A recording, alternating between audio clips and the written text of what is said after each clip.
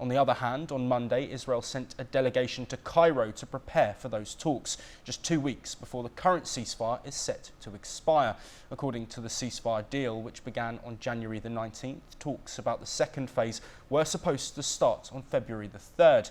Israeli Prime Minister Benjamin Netanyahu has also said he's committed to the United States proposal to take over the Gaza Strip and displace its Palestinian residents, as Washington's top diplomat was in Saudi Arabia to push the plan, which is opposed by Arab states. In a statement on Monday, Benjamin Netanyahu said he was committed to US President Trump's plan for the creation of a different Gaza. Supporting Trump's plan, Israel's Defense Minister Katz announced on Monday that he would establish a special directorate for the voluntary departure of Palestinians from Gaza.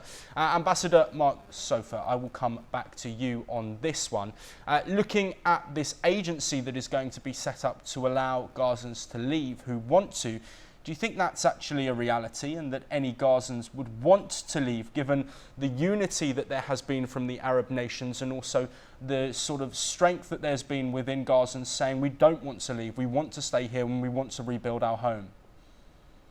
Well, I can talk for myself here, and I can say honestly that I think that the Trump plan is a little bit spurious, to say the least, and I'm not quite sure how, forget even the ethical parts of it, of moving 1.5 million people from their homes, but even the actual practical part of it. How on earth do you get 1.5 million people onto buses? I mean, if they were going to go to Spain or London or Paris, they would obviously get on the first plane that goes there.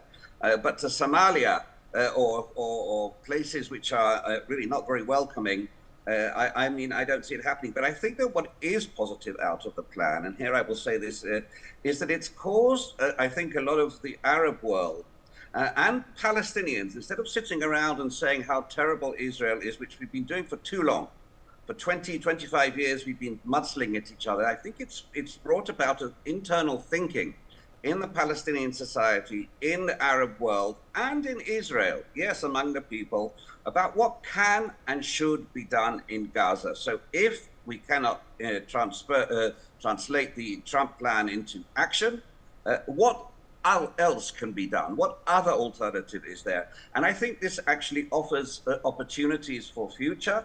I think the Palestinians honestly should break away from this mudslinging. Israel is responsible for all ills and all evils of the world, and start looking internally what can be done. How can we engage the Israeli people? How can we engage the society there? Because we're here together, we're going to need to live together. So let's sort of move away from this blaming of Israel, from this support of Hamas, and see how we can move into a different future, I think, for the Palestinian people and for the Israeli people. Yes, also joining us to discuss this is Ali M. Bushback, who's an independent Palestinian researcher joining us from Cairo. Thank you again, Ali, for being here with us. I want to get an understanding of the feeling on the ground, because as we know, the state that Gaza is currently in is pretty much uninhabitable. So if it's not displacement, what are the other options that Palestinians are looking for in order to rebuild their life? As we also have on the back burner, of course, and in the back of our minds, that the ceasefire deal is still ongoing and is still tenuous. Well, thank you for having me. I want to just turn your attention about, despite the miserable situation in Gaza, in northern Gaza, despite there is no water, drinkable water, despite there is no power, there is no electricity, there is no communication, there is no internet, there is no any single part of humanitarian situation or condition in Gaza. People are still living there in southern part, in northern part, and they're still going back and returning to their home. Despite there is no infrastructure, there is no ways to lead you to your home, but still people are moving to their home. So this, the notion that Donald Trump, he couldn't understanding how much the Palestinian attached to their home and to their land.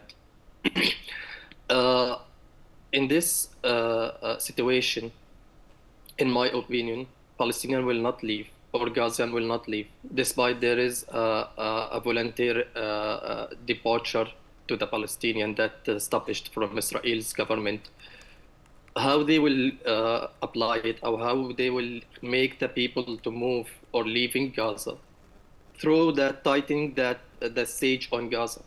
Like since 2007, Gaza are suffering from Israeli siege, and people they didn't leave yet. People are still steadfastness in their land, and the notion to leave and create a new Nakba, it's unacceptable from even the population or from the ordinary people and from the official people and official representative for Palestinian, like Palestinian Authority and Palestinian Liberalization Organization, PLO. Yes, Ambassador Mark Sofer, sorry to interrupt you, Ali. I'd like to look at the killing of the Hamas military leader that has taken place in Lebanon that we mentioned earlier. What impact could this have on Hamas, and is there any chance that this could bring Hamas closer to folding and disarming, as they've pled that they won't do within the last 24 hours? You mean Hamas or Hezbollah disarming? Sorry, Hamas. So Hamas have said that they will refuse to disarm within the last 24 hours amid the calls for them to do so. But obviously with this killing of their military leader, could this have an impact on them caving in those positions?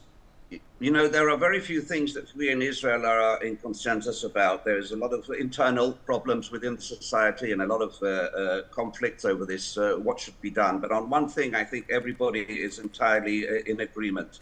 And that is that Hamas is a terrorist organization which has to be eliminated militarily and politically, period. There has to be an alternative to it. The Palestinian Authority is one possibility. I actually support that. It needs to be replenished and refurnished and refreshed, as it were. But nonetheless, it's definitely, to my mind, an alternative, but not Hamas under any circumstances. There is nobody in Israel, and nobody, not one, not even from the far left, the far right, will even begin to entertain the thought that Hamas will be involved in anything in the future. So I never read anything at all about Hamas disarming. Terrorist groups don't disarm. Terrorist groups are bent on killing, murder, massacring, and maiming. I don't believe the Palestinian Authority in any way subscribes to that. I would hope not anyway. And the killing of the Hamas person in Lebanon means nothing to me. Hamas should all be killed, as far as I'm concerned. All militants of Hamas, all terrorists that belong to that organization, they are responsible for the 7th of October. They are responsible for the massacre of 2,000 people. Israel was not occupying Gaza at the time. Of course, we had our security situation in board, but let's not forget that Gaza has a huge border with Egypt as well. So we feel free that we don't have to actually worry about Hamas. And I think now that we are in a situation where Gaza needs to be rebuilt, rebuilt without Hamas, and needs to be rebuilt for a future better for all of us. And I think this is where we should be aiming at, not of this particular Hamas person who's with us or isn't with us. As far as I'm concerned, they can all disappear into thin air and nobody would care two hoots. Yes, and Ali, looking at rebuilding Gaza very quickly, we only have a minute or so left, but almost 300 aid trucks have gone into Gaza.